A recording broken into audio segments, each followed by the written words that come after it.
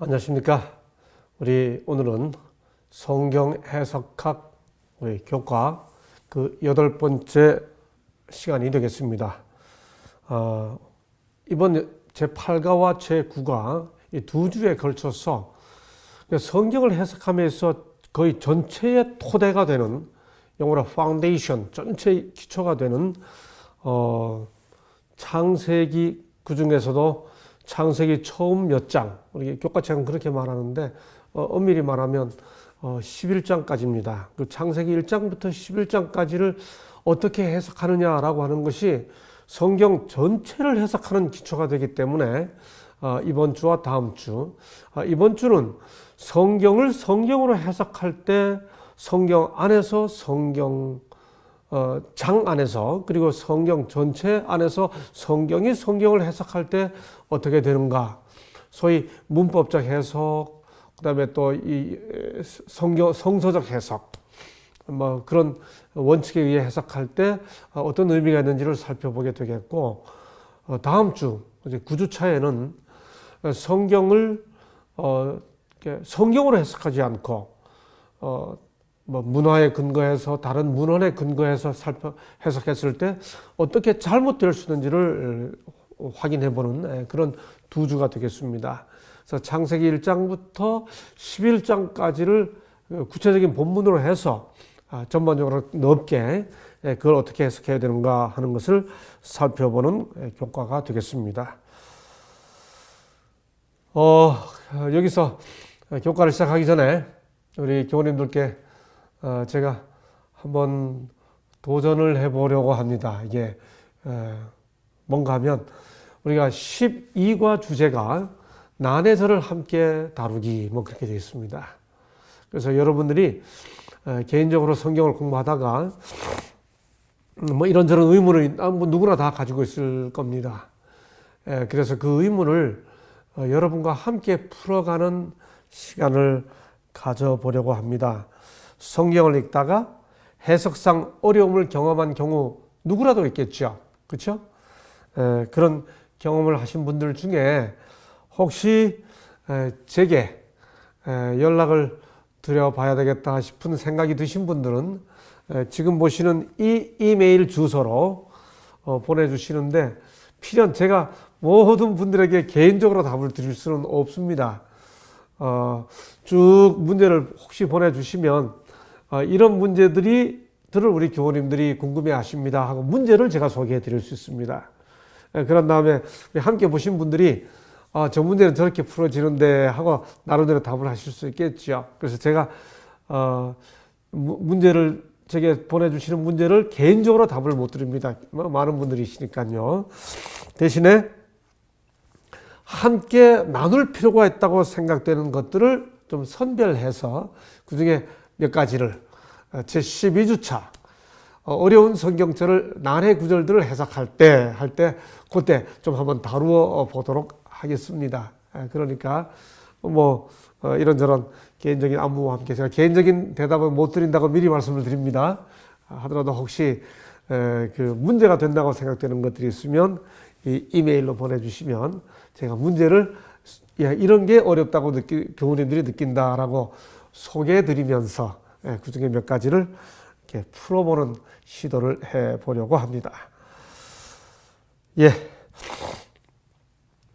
창세기 1장부터 11장은 성경의 주요 교훈과 교리의 기원이 됩니다. 거기 창조신앙이 시작이 되고요.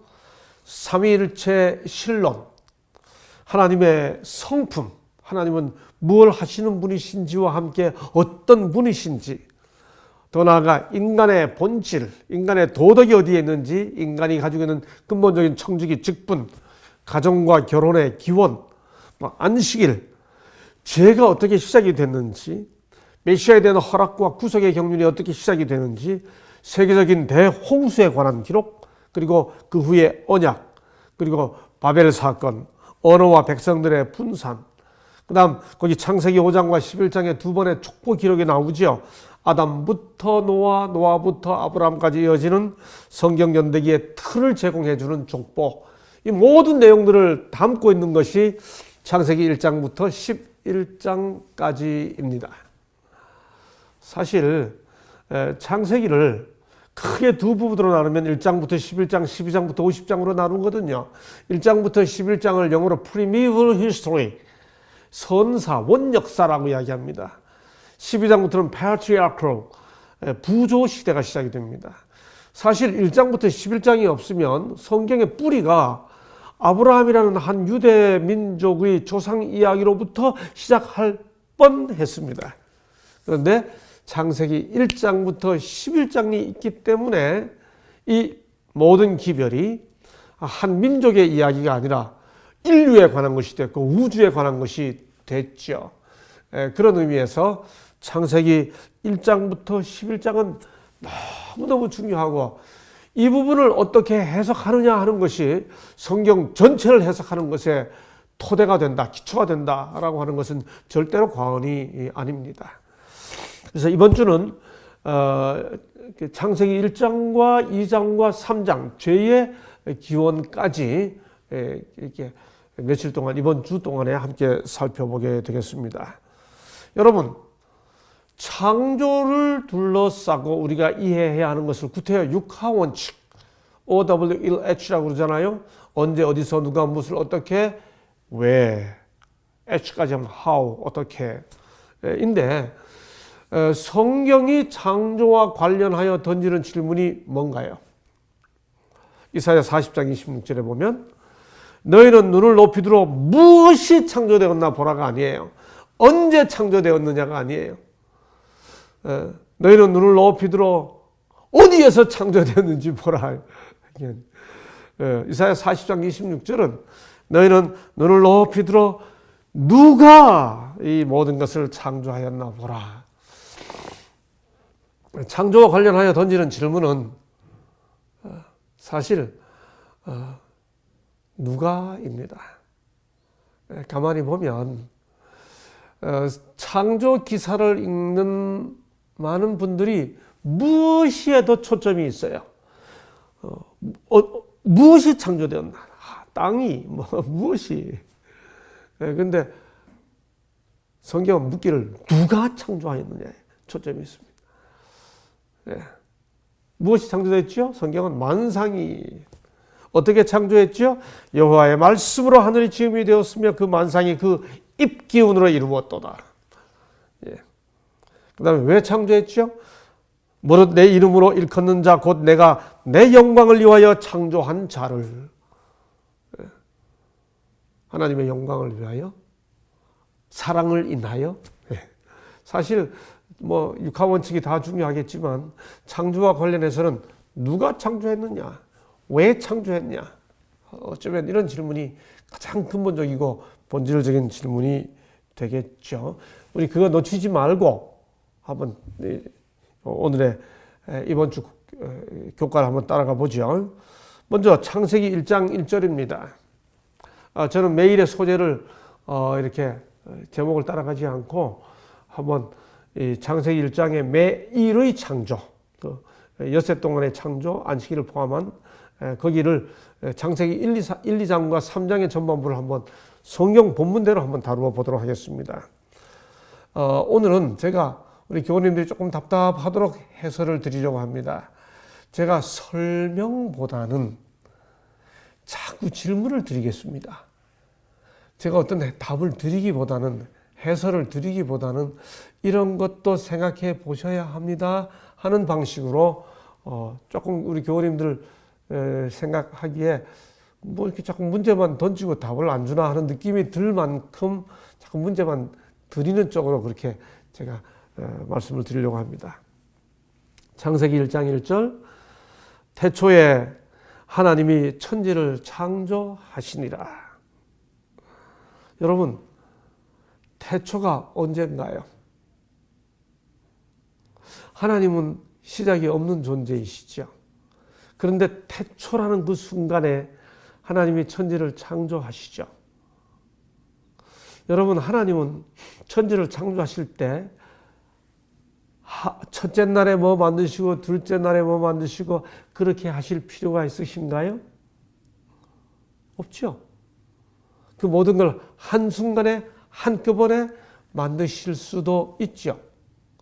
그러면 이 태초는 하나님이 태초에 천지를 창조하시면서 그 태초가 시작되는 순간은 근본적으로 시간을 초월해 계신 하나님께서 시간의 프레임 속에 들어오시면서 천지 창조를 실행하시는 거죠. 그렇다면 이 태초는 엄격한 의미에서 뭐의 시작인가요? 시간의 시작이 되겠죠. 하나님은 시간의 제약을 받는 분이 아니시거든요. 그런데 여기 태초에 있습니다. 하나님이 천지 창조를 구현하시면서 시간의 틀 속에서 시작하시려고 하는 것이 그 창조를 시작하는 순간부터 시작되는 거죠. 천지 창조는 근본적으로 공간의 창조예요. 근데 공간만 창조되나요? 이 순간 시간의 틀이 함께 창조되는 거죠. 생각해 보세요. 자, 창세기 1장 1절에 태초에 하나님이 이렇게 존재하셨느니라 이렇게 안 하죠. 하나님이 계신 것은 아예 전제하고 그분의 존재가 아니라 그분이 하시는 일을 소개하죠. 그렇죠? 그게 창조예요. 그 다음 여기 보니까 뭘 창조하셨어요? 천지를 창조하셨어요. 하늘과 땅을 창조하셨어요. 그러면 여기 하늘과 땅은 도대체 어디까지예요? 쫙 우주 만물 모든 걸 다 포함한 의미인지 여기 천지란 뭘 가리키는 거예요? 모든 것이 다 하나님께서 창조하신 건데 창세기 1장 1절에서 말하는 이 천지는 어디까지를 포함하는 건가요? 생각해 보시죠. 그 다음 창조하시니라 했습니다. 여기 하나님이 창조하셨다라고 말할 때 여러분 우리 한글 성경을 읽으시면서요. 창세기 1장에 하나님의 창조와 관련하여 어떤 동사가 쓰였는지 우리 번역 성경입니다만 동사가 다르게 표현되어 있는 경우를 한번 찾아보세요. 창조하시니라. 또 뭐 있죠? 지으시니라. 그렇죠? 지으시니 많이 나옵니다. 또 여호와 하나님이 흙으로 사람을 지으시고 생기를 그 코에 불어넣으시니 사람이 생명된지라. 여호와 하나님이 사람을 또 뭐 있죠? 만드시니 한국말로 창조하시니 만드시니 지으시니 이게 한국말만 다를까? 영어로도 다를까? 히브리 원어로도 다를까? 답은 드리죠. 한국말만 똑같은 동사를 다르게 번역한 게 아니고요. 한국말이 다른 것처럼 영어로도 다르고 히브리어로도 다릅니다. 그러면 창조하셨다는 것과 만드셨다는 것과 지으셨다는 것은 다 같은 뜻일까요? 다른 뜻일까요? 창세기 1장에 이렇게 다른 동사가 있다는 것을 생각해 보시죠. 자, 2절입니다. 땅이 혼돈하고 공허하며 흑암이 깊음 위에 있고 하나님의 영은 수면 위에 운행하시니라. 여러분 하나님께서 맨 처음 창조하신 게 뭐예요? 많은 우리 청소년들이 빛입니다 이렇게 합니다. 여러분 하나님이 빛을 창조하셨다는 말은 1장 3절에 나옵니다. 근데 지금 1장 2절을 제가 읽었거든요. 땅이 혼돈하고 공허하며 흑암이 깊음 위에 있고 하나님의 영은 수면 위에 운행하시니라. 그러니까 3절에서 하나님이 가라사대 빛이 있으라 하시매 빛이 있었고 하고 3절에서 빛을 창조하기 전에 2절에서 땅이 있어요 이미. 그러면 이 땅은 언제 창조됐나요? 이 땅은 하나님의 창조와 상관없이 존재하는 건가요? 아니죠. 하나님이 천지를 창조하시니라 이렇게 돼 있죠. 땅을 창조했다 했으니까 하나님의 창조예요. 그러면 이 땅은 빛이 창조되기 전에 2절에 보면 이미 있는데 이 땅은 그럼 언제 창조된 거예요? 땅과 생명, 즉 식물이 됐던 뭐 동물이 됐던 사람이 됐던 이 땅과 생명은 나이가 같아요? 아니면 달라요? 생각 안 해보셨죠? 이 땅은 첫째 날에 제일 먼저 창조됐나? 아니면 그 전에 미리 창조되어 있었나? 생각해 보세요.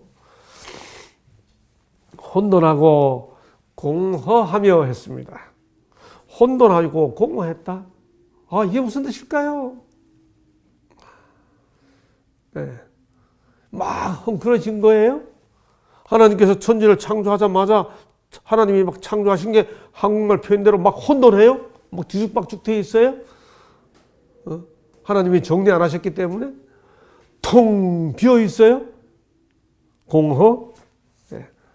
그 다음 하나님의 영이 어디에 운행했다고요?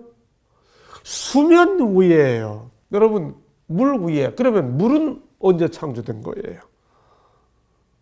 생각 안 해보셨지요? 1장 3절에 빛이 있으라 하심에 첫째 날에 빛 창조됐다고 생각하셨죠? 근데 2절에 보니까 땅이 있잖아요. 또 물이 있잖아요, 이미. 물이 뭔데요? H2O잖아요. 그렇죠? 그러면 여러분, 모든 공간에 생명체가 있으려면 물이 있어야 되죠. 그렇죠? 그 물이 있으려면 뭐가 있어요? 산소와 수소가 있어야 되잖아요. 화성에 왜 생명체가 없다고 그래요, 지금?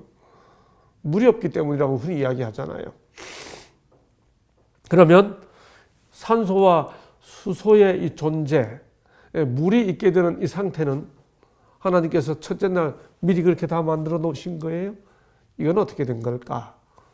생각해 보시죠. 2절과 3절의 관계를 어떻게 이해해야 할까? 자, 계속 읽겠습니다. 하나님이 이르시되 3절입니다. 빛이 있으라 하시니 빛이 있었고 빛이 하나님 보시기에 좋았더라. 빛이 있으라 하시니 빛이 있었고, 그러니까 이때 3절에서 창조된 빛은 분명히 전에 없다가 지금 하나님의 창조에 의해 있게 된 빛이지, 무슨 이미 있던 빛이 겉으로 뭐 드러나거나 나타나거나 그런 게 아니죠. 하나님이 있으라 하시니 있었고 그 빛이 하나님 보시기에 좋았더라. 그러니까 3절의 빛은 분명히 하나님의 말씀에 의해 지금 창조된 빛이에요. 하나님이 빛과 어둠을 나누사 빛을 낮이라 부르시고 어둠을 밤이라 부르시니라. 저녁이 되고 아침이 되니 이는 첫째 날이니라. 예. 여기 빛과 어둠을 누가 나누시죠? 하나님이 빛과 어둠을 나누사, 빛과 어둠을 나누고 그 빛을 낮이라 부르시고 어둠을 밤이라 부르십니다. 그러니까 낮과 밤의 구분과 칭호를 누가 직접 하시는 거예요? 하나님이 직접 하세요. 오, 이게 무슨 뜻일까요? 그러니까 밤낮의 구분이 소위 천체계들의 운행에 의해 이루어지는데 성경은 그 밤낮의 구분 자체를 하나님이 하신다 이렇게 말하고 있죠. 저녁이 되고 아침이 되니 이는 첫째 날이니라 그랬습니다. 첫째 날, 히브리어를 정확히 읽으면 한 날입니다. 그 다음에 그 다음 둘째 날을 읽으면 둘째 날이에요. 실제로 여기 이렇게 한 날이라고 번역된 그 히브리어 단어 욤이란 단어는 낮도 되고요. 영어의 day가 낮도 되고 날도 되는 것처럼 낮도 되고 하루도 되고 기간도 되고 세대, 뭐 시대 그런 의미를 다 문자적으로는 단어적으로는 의미할 수 있습니다.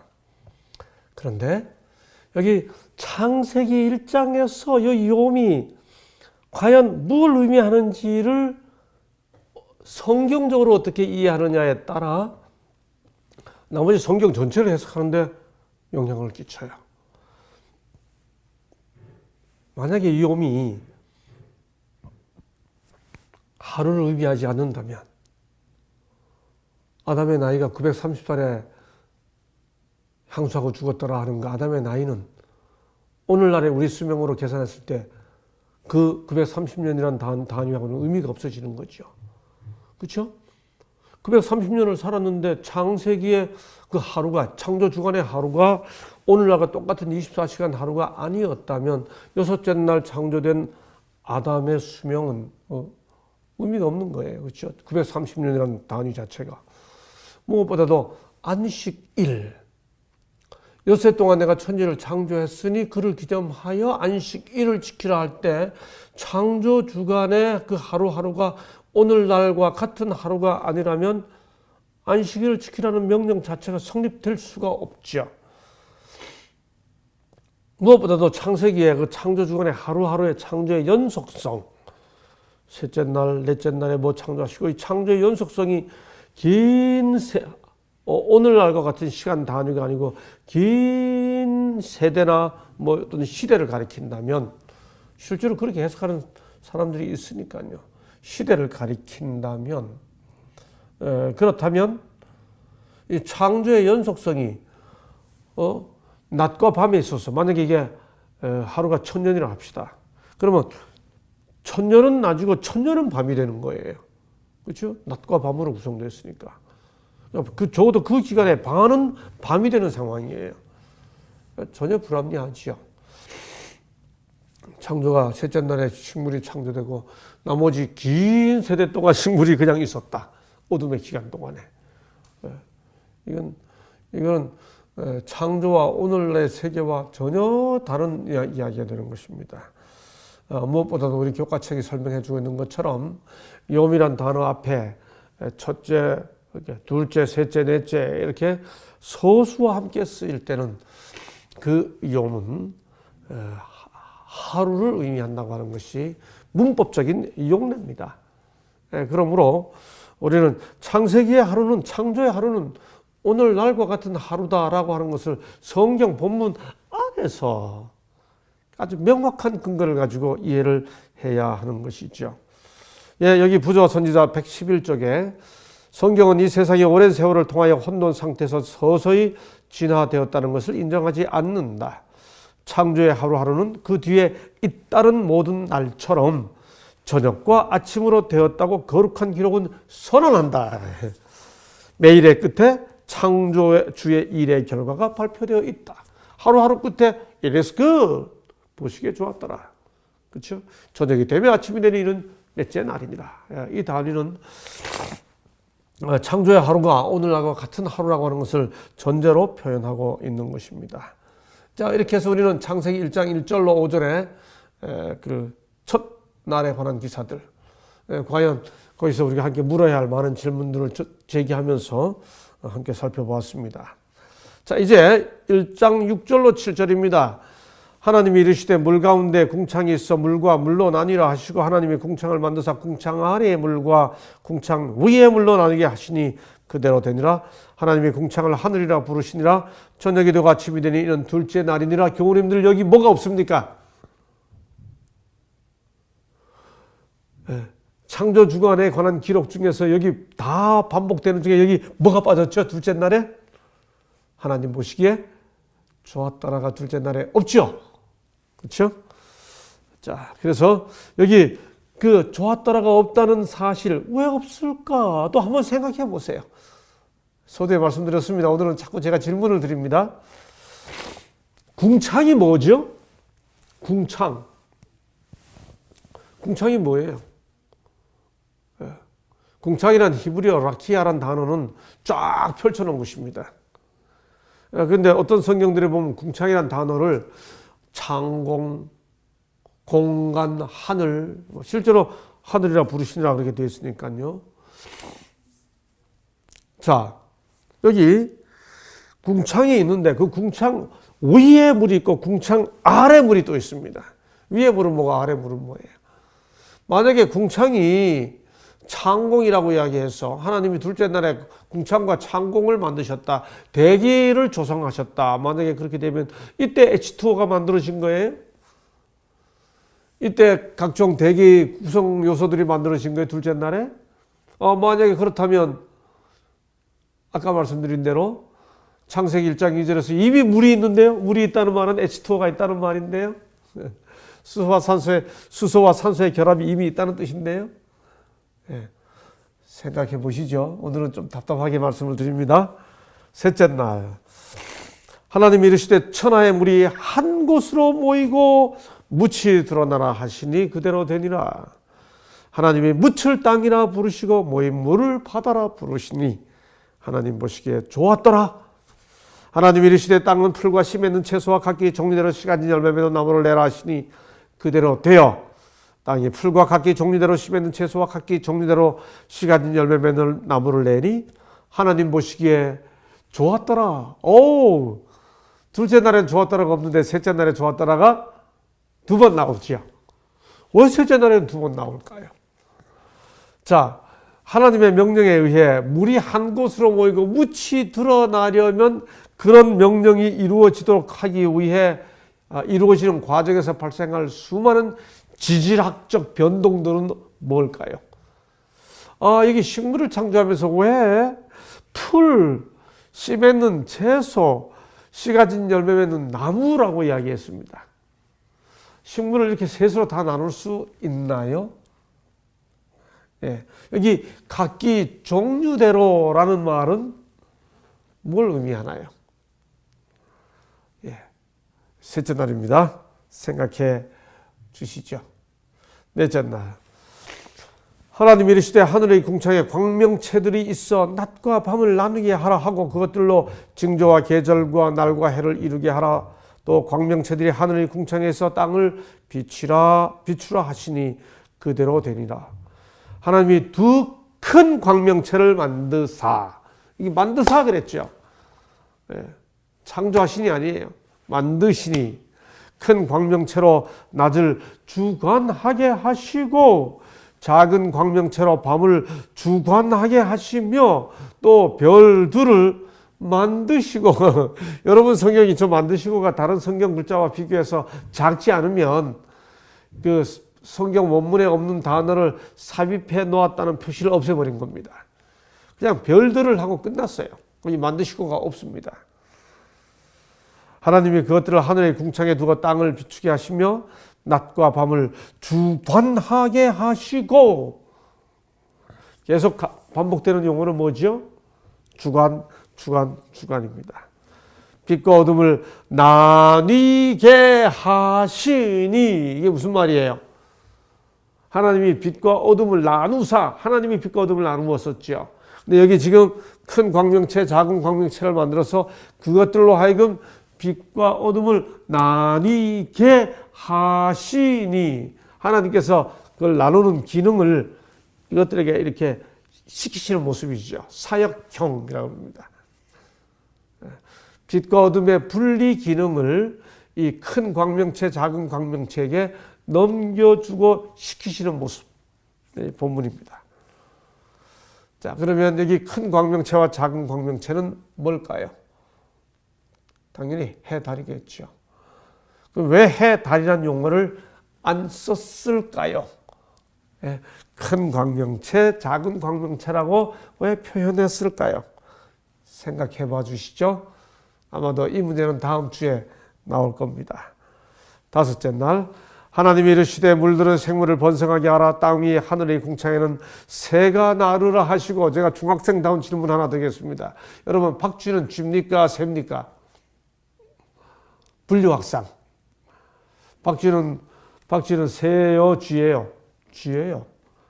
그러면 박쥐가 만약에 창조되었다면 이 다섯째 날 창조됐을까요? 여섯째 날 창조됐을까요? 우리 어린이들 한번 생각해 보시죠.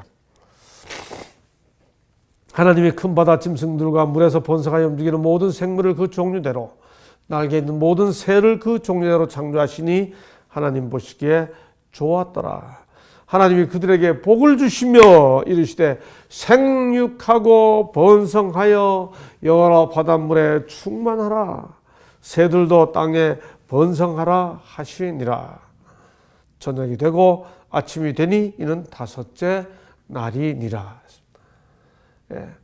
물에 번성해야 할 생물, 하늘에 번성해야 할 생물, 예. 이렇게 구분해서 창조하고 있는 모습을 보게 됩니다. 여섯째 날입니다. 여섯째 날의 첫 번째 창조는 짐승 창조입니다. 하나님이 이르시되 땅은 생물을 그 종류대로 내되 가축과 기는 것과 땅의 짐승. 여러분 여기서 다시 짐승을 셋으로 나누었습니다. 아까 식물을 셋으로 나눈 것처럼 여기 짐승을 셋으로 나누는데 가축과 기는 것과 땅의 짐승. 가축은 뭐예요? 기는 것은 뭐고 땅의 짐승은 뭡니까? 모든 짐승이 이 세 가지 분류에 다 포함시킬 수 있나요? 이 세 가지 분류는 무엇을 의미합니까? 하나님이 땅의 짐승을 그 종류대로, 가축을 그 종류대로, 땅에 기는 모든 것을 그 종류대로 만드시니 하나님 보시기에 좋았더라. 여섯째 날 짐승을 창조하죠. 다음 사람 창조입니다. 하나님이 이르시되 우리의 형상을 따라 우리의 모양대로. 그 다음 하나님이 자기 형상 곧 하나님의 형상대로 사람을 창조하시되 남자와 여자를 창조하시고. 여러분 하나님의 형상대로 창조된 이는 남자예요, 여자예요? 제가 질문이 틀렸죠? 남자와 여자를 창조하시고 둘 다예요. 그럼에도 불구하고 자꾸만 사람들이 뭐라고 묻습니까? 하나님의 형상과 모양은 남성 모양이에요, 여성 모양이에요? 이렇게 되묻습니다. 여러분 여기서 우리가 혼돈하지 말아야 할 것은 사람이 하나님의 형상과 모양으로 창조된 것이지 반대로 하나님이 사람의 형상과 모양으로만 계신 것은 아닌 거지요. 하나님이 사람을 닮은 것이 아니라 사람이 하나님을 닮았습니다. 그렇죠? 분명히 성경이 이렇게 말하고 있습니다. 하나님이 자기 형상 곧 하나님의 형상대로 사람을 창조하시되 남자와 여자를 창조하시고. 이렇게 창조하신 다음에 29절로 31절에 보면 하나님이 이르시되 내가 온 지면에 씨 맺는 모든 채소와 씨 가진 열매 맺는 모든 나무를 너희에게 주노니 너희의 먹을 거리가 되리라. 또 땅의 모든 짐승과 하늘의 모든 새와 생명이 있어 땅에 기는 모든 것에게는 내가 모든 뭘요? 푸른 풀을 먹을 거리로 주노라. 예, 인간에게 허락된 식물, 먹을 식자, 식물. 동물의 반대로서의 식물이 아니고 먹을 것으로서의 식물입니다. 모든 푸른 풀을 먹을 것으로 주시는 것. 자, 이제 일곱째 날입니다. 천지와 만물이 다 이루어지니라. 이제 일곱째 날입니다. 우리 창세기 2장 1절로 3절을 제가 읽겠습니다. 천지와 만물이 다 이루어지니라. 언제예요? 여섯째 날에 마치고 2장 1절이 시작하면서 천지와 만물이 다 이루어지니라. 그렇게 말했습니다. 그런데 2장 2절입니다. 하나님이 그가 하시던 일을 몇째 날에 마치시니 일곱째 날에 마치시니. 여러분 2장 1절은 천지와 만물이 다 이루어졌다고 언제 말했어요? 언제 이루어졌다고? 여섯째 날이 마친 다음에. 근데 2장 2절은 하나님이 그가 하시던 일을 일곱째 날에 마쳤다. 일곱째 날에 마쳤다는 말은 일곱째 날에도 뭔가 창조하셨다는 말입니까? 그렇죠. 여러분 그러면 2장 1절 말씀대로 천지와 만물이 다 이루어지는 것은 여섯째 날 후에요? 아니면 일곱째 날에 마친 거예요? 생각해 보세요. 그래서 옛날 개역 한글은 일곱째 날에 마치니가 아니고 일곱째 날이 이를 때에 마치니 이렇게 되어 있습니다. 이를 때라는 말은 여섯째 날이죠. 일곱째 날이 아직 포함이 안 되는 겁니다. 일곱째 날에 이를 때에. 근데 여기 개역 개정은 일곱째 날에 이렇게 됐습니다. 이게 무슨 뜻일까요? 우리 교우님들 한번 생각해 보세요. 그가 하시던 모든 일을 그치고 일곱째 날에 안식하시니라. 일곱째 날에 맞췄으면 어떻게 일곱째 날에 안식하실까? 이거 서로 생각해 봐야 할 문제가 있는 거죠. 하나님이 일곱째 날을 복되게 하사 거룩하게 하셨으니 하나님은 일곱째 날을 지키는 사람의 정성에다 복을 주셨어요. 일곱째 날을 복되게 하셨어요. 시간 그 자체예요. 그 다음 이는 하나님이 그 창조하시며 모든 일을 마치시고 그 날에 안식하셨음이더라. 하나님께서 안식하셨다는 말은 무슨 뜻이에요? 그렇다면 일곱째 날에 마쳤다는 말은 무슨 의미인가요? 자, 그 다음 이게 창세기 2장 1절로 3절에 무슨 조금 다른 날하고 비교했을 때 이상한 게 없나요? 한번 보세요. 지금 창세기 1장에 매일매일의 창조에 관한 기록하고 창세기 2장 1절로 3절에 기록된 일곱째 날에 관한 기록하고 차이점. 찾으셨어요? 왜? 저녁이 되며 아침이 되니 이는 일곱째 날이니라 하는 말이 없죠. 이게 일곱째 날의 특징이에요. 과연 이런 특징들은 무엇을 의미할까요? 자, 이제 창세기 2장 4절입니다. 자, 2장 4절 잘 보세요. 여러분 이거 굉장히 아주 논란이 많은 구절이에요. 이것이 천지가 창조될 때 하늘과 땅의 내력이니 여호와 하나님이 땅과 하늘을 만드시던 날에. 여러분 이게 개역 개정입니다. 근데 여기 개역 한글을 볼까요? 여호와 하나님이 천지를 창조하신 때에 천지에 창조된 대략이 이러하니라 이렇게 되어 있습니다. 여기 개역 한글과 개역 개정을 비교했을 때 뭐가 다른가요? 여호와 하나님이 천지를 창조하신 때에 천지에 창조된 대략이 이러하니라 이렇게 되어 있는데 개역 개정은 이것이 천지가 창조될 때 하늘과 땅의 내력이니 여호와 하나님이 땅과 하늘을 만드시던 날에 이렇게 되어 있어요. 아, 순서가 바뀌었죠. 그렇죠? 왜 개역 한글은 이렇게 되는데 개역 개정은 왜 이렇게 바꿨을까요? 이게 사실 히브리어 문장의 순서입니다. 그러니 이것이 천지가 창조될 때 하늘과 땅의 내력이 있다가 사실은 A예요. 여기는 천지에 창조된 대략이 이러하니라가 뒤로 와 있죠. 근데 저게 사실은 앞입니다. 그 다음에 여호와 하나님이 땅과 하늘을 만드시던 날에가 두 번째입니다. 그게 B예요. 자, 그러면 창세기의 창조 기사는 사실 2장 4절까지 매일의 창조 기사고 2장 4절부터 25절까지는 그 천지 창조 기사를 사람을 중심으로 다시 구성하고 있기 때문에 창조 기사는 사실 두 번 기록되어 있어요. 다른 방식으로. 하나는 매일의 창조, 하나는 사람 중심의 매일의 창조에 관한 기록, 하나는 사람 중심으로 천지 창조를 다시 기록하고 있는 거. 그런데 그게 2장 4절 A, 2장 4절 B라고 했는데 여기 2장 4절 A로 끝나고 2장 4절 B로 시작한다는 뜻이에요. 요 A는 뭐가 A냐? 이것이 천지가 창조될 때 하늘과 땅의 내력이니가 A예요. 거기까지가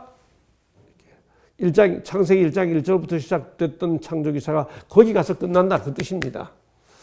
왜 그런가? 자, 이걸 결정하는 게 굉장히 어렵습니다. 해석상으로. 여기 땅의 내력이니라고 되어 있어요. 내력이니 할 때 그 내력이라는 말이 창세기에서는 톨도트라고 합니다. 톨도트 히브리어로. 창세기에 톨도트가 많이 나와요. 이게 다 족보와 관련된 겁니다. 아담 자손의 계보가 이러하니라, 노아의 계보, 데라의 계보가 이러하니라, 뭐 이런 식입니다. 그 톨도트는 계보라고 족보라고 번역된 그 단어 히브리어 톨도트가 단어가 나오면 거기부터 새로운 게 시작하는 거예요. 자, 그러니까 여기 내력이니 하고 이게 톨도트니까 여기 내력이니라는 말이 나왔으니까 이걸 기준으로 하면 여기서부터 새로운 게 시작하는 거죠. 창세기 1장 1절부터 2장 3절까지 끝나고 2장 4절 여기부터 새로운 게 시작하는 거예요. 그렇죠? 자, 그런데 여기 보면 또 여호와 하나님이 이렇게 시작했어요. 여호와 하나님이. 여러분 창세기 2장을 읽어보면 한 절도 빠뜨리지 않고 2장 4절 여기부터는 주어가 계속 여호와 하나님입니다. 그렇죠? 1장 1절부터 여기까지는 주어는 여호와 없이 하나님이 태초에 하나님이 천지를 창조하시니라 이렇게 되어 있지 태초에 여호와 하나님이 아니에요. 하나님이 일곱째 날을 복주사 하나님이 일곱째 날을 복주사이시지 여호와 하나님이 일곱째 날을 복주사 아니에요. 그러니까 여기 여호와 하나님이라는 표현은 여기서부터 시작한 이후로 등장하는 거예요. 그러면 이걸로 보면 여기서부터 여호와 하나님 여기서부터 새로운 게 시작하는 거예요.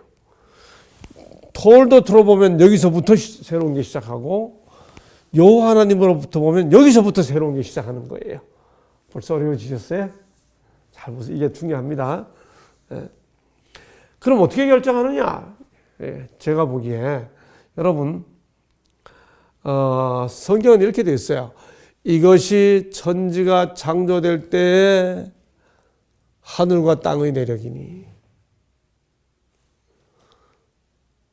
하늘과 땅의 내력이니 여러분 그 다음 잘 보세요. 여호와 하나님이 땅과 하늘을 만드시던 날에 여기 2장 4절에서 하늘과 땅이 한자로 천지가 나오고요. 이건 사실은 대명사로 그렇게 옮긴 거고요. 하늘과 땅이라는 히브리어 단어가 2번 나오는데 뭔가 좀 차이가 있죠. 찾으셨어요? 자, 여기 보면 여기는 하늘과 땅이고요. 여기 보면 땅과 하늘이에요. 순서가 다릅니다. 여러분 하늘과 땅하고 땅과 하늘이 이렇게 바뀌어 기록된 것을 주목하셔야 됩니다. 성경 전체에서 하늘과 땅이 함께 언급될 때 뒤집어서 땅과 하늘이라고 언급된 경우는 여기 말고 아주 한두 번 더 나옵니다. 시편에도 한 번 나와요. 그러므로 땅과 하늘이라고 뒤집어 나올 때는 거기서부터 뭔가 의도적으로 다시 기록하는 거예요. 사실 히브리 원어를 읽어보면 여기 하늘과 땅은 그 하늘과 그 땅입니다. 창세기 1장 1절에 나온 태초에 하나님이 천지를 창조하시니라 하늘과 땅 할 때 바로 그 하늘과 땅을 그대로 반복하고 있죠. 그렇다면 여기서 창세기 1장부터 기록된 천지 창조 기사를 쫙 기록하다가 태초에 하나님이 천지를 창조하시니라 이렇게 한 다음에 쭉 기록하다가 여기 와서 이것이 바로 그렇게 창조된 하늘과 땅에 창조된 내력이다 하고 여기서 끝나는 겁니다. 그리고 창조 기사가 다시 시작하면서 새로운 주어로 여호와 하나님이 그러니까 왜 그런가 하면 이건 제가 결론부터 말씀을 드릴게요. 인간과 관계와 언약을 맺으시는 하나님 여호와 하나님이세요. 여호와 하나님이 하고 새로운 주어로 시작하면서 하늘과 땅이 아니고 땅과 하늘 그 다음부터 실제로 2장 5절 이후는 하늘 이야기는 없습니다. 다 땅 이야기입니다. 그래서 여기 보면 아까 말씀드린 대로 매일의 창조가 1장 1절부터 2장 4절까지 천지에 창조된 대략이 태초에 하나님이 천지를 창조하시니라 천지에 창조된 대략이 이러하니라 끝났고 그 다음에 여기서 여호와 하나님이 땅과 하늘을 창조할 때라고 시작해서 그 다음부터 땅 중심으로 천지 창조 이야기를 다 다시 설명해 주는데 바로 그 2장의 내용이 뭐냐 2장 5절 6절에 아직 없었고 뭐 그런 얘기 나옵니다. 이거 노아 홍수 범죄한 이후에 세상이 어떻게 되는 것과 같게 비교해 가지고 아직 비가 없었고 홍수 때 이야기죠. 그 다음에 밭에 채소가 이건 범죄한 이후입니다. 그런 게 아직 없었다 이렇게 비교해 주고 있고요. 그 다음에 남자 창조 얘기 나오고 에덴 동산 그 다음에 일, 법, 여자의 창조 즉 가정제도의 창조 이게 이 2장 4절에 여호와 하나님이 땅과 하늘을 창조하신 때에 라고 시작하면서 완전히 천지 창조 이야기를 땅 중심으로, 그도 사람 중심으로 다시 설명해 주고 있는 것이죠. 이제 보이시나요? 창세기의 천지 창조 기사는 이렇게 2번 기록되어 있습니다. 선명하지요? 그러면서 하나님께서 사람을 창조하신 것에 대해서 그 중에 2장 18절로 25절 우리 교과책이 바로 이 부분을 다루고 있죠. 여호와 하나님이 이르시되 사람이 혼자 사는 것이 좋지 아니하니 내가 그를 위하여 돕는 배필을 지으리라. 이걸 어떻게 이해하느냐. 본문은 분명히 한 남자 한 여자 이 인류의 조상을 소개해 주고 있죠. 이게 무슨 시도가 아니라는 거죠. 그 갈비뼈 하나를 취하여 살로 대신 채우시고, 그 다음에 남자가 부모를 떠나 그의 아내와 합하여 둘이 한 몸을 이룰지로다. 여기서 가정제도가 시작이 되잖아요. 그렇죠? 아까 안식일 제도를 언급했죠. 가정제도가 시작이 되죠. 아주 인간에게 주어진 근본적인 2 제도, 안식일 제도와 가정제도.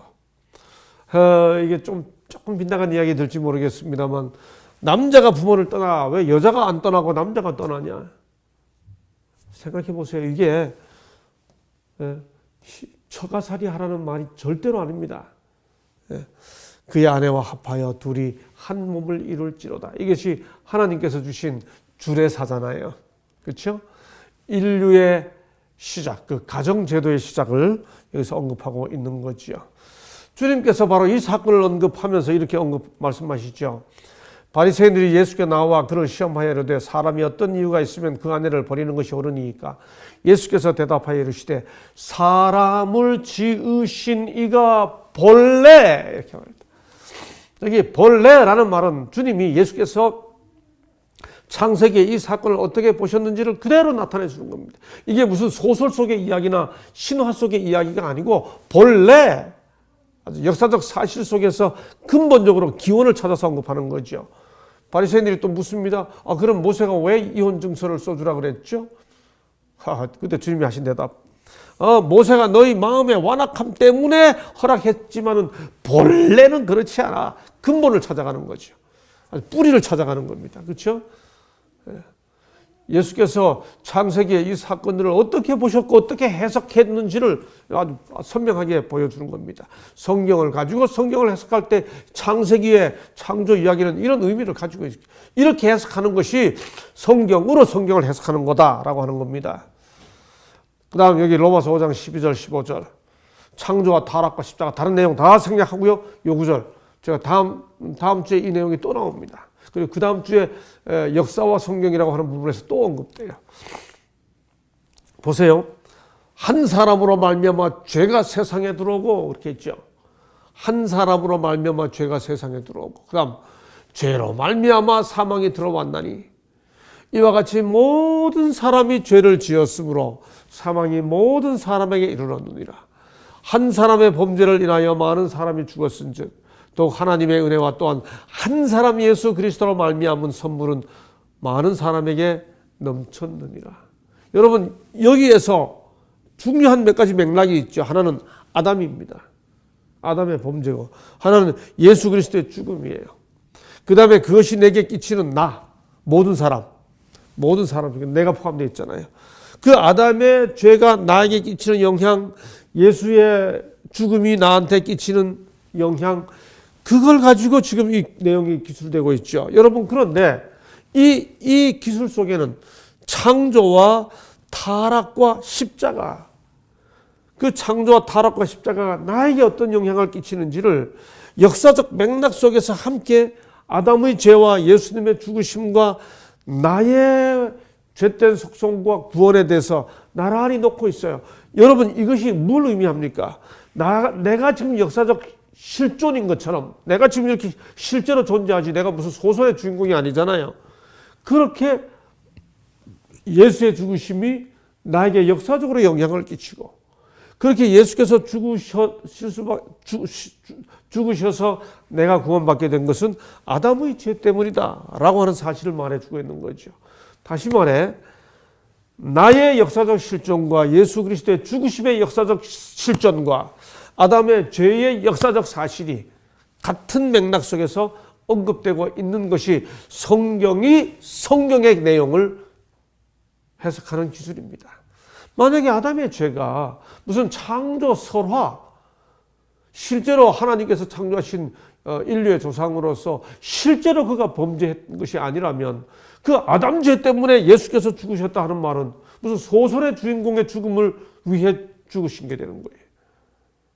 예수의 죽으심이 사실이 아니라면 그것이 내게 구원을 준다고 하는 나의 실존도 이 구절 속에서는 의미가 없어지는 것이죠. 그렇죠? 자, 그러므로 맨 처음 창세기 창조 기사를 어떻게 이해해야 되느냐 하는 거예요. 성경이 성경을 해석하는 그 기준에 의하면 창조는 역사적 사실입니다. 타락도 역사적 사실입니다. 그 내용이 기록되어 있는 창세기 1장부터 11장은 성경이 성경을 해석하는 원칙으로 보았을 때 역사적 사실에 대한 하나님의 구원사적 섭리에 대한 기록인 것이 대단히 분명하고 선명하게 나타나 있음을 알게 되는 것이죠.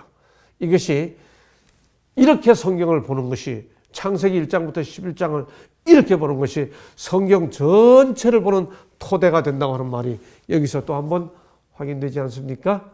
그 사실을 잘 이해하고 우리 해석학적 기준을, 토대를 또 다시 한번 선명히 세우는 계기가 되기를 바라면서 오늘은 여기까지 하겠습니다. 감사합니다.